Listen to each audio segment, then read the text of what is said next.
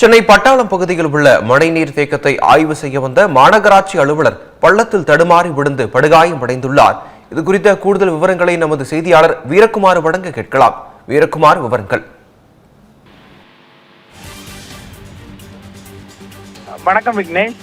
சென்னையில நேற்று பெய்த மழை நீர்ல பல இடங்கள்ல மழை நீரோடு கழிவு நீர், சாக்கடை நீர் தேங்கி குளம் போல காட்சியளிக்கிறது. அதுல குறிப்பா பட்டாளம், புளியந்தோப்பு இந்த பகுதிகளில் மழை நீர், கழிவு நீர் சேர்ந்து ஆறு ஏரி போல இந்த பகுதியே காட்சியளிக்கிறது. கிட்டத்தட்ட 2000க்கும் மேற்பட்ட வீடுகள் வசிக்கக்கூடிய இந்த பகுதியில மழை நீர் தேங்கி பொதுமக்களுடைய இயல்பு வாழ்க்கை என்பது முற்றிலுமாக பாதிக்கப்பட்டிருக்கிறது.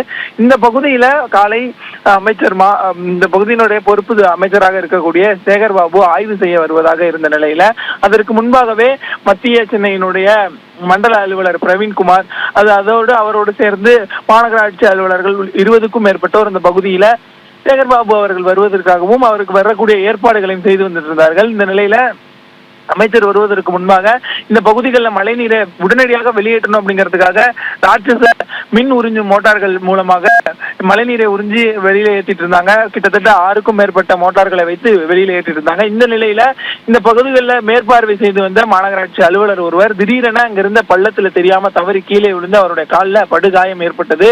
குறிப்பா 4 பேர் சேர்ந்து அவரை அழைத்து சென்று அருகிலே இருந்த மருத்துவ முகாம்ல சேர்த்தாங்க. அங்க இருந்த மருத்துவர் அவருடைய காலில் பார்த்து அந்த காயத்திற்கு கட்டும் போட்டிருக்கிறாரு. குறிப்பா மாநகராட்சி அலுவலர்களுக்கே இது போன்ற ஒரு நிலையானது ஏற்பட்டிருக்கிறா.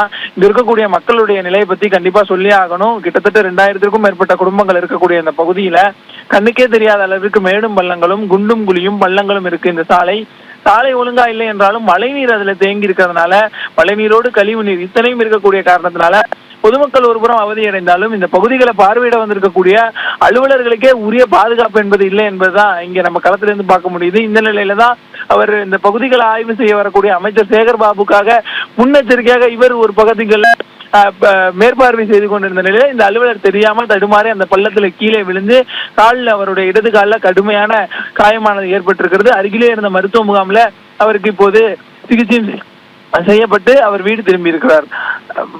விக்னேஷ், விவரங்களை வழங்கியமைக்கு நன்றி வீரக்குமார்.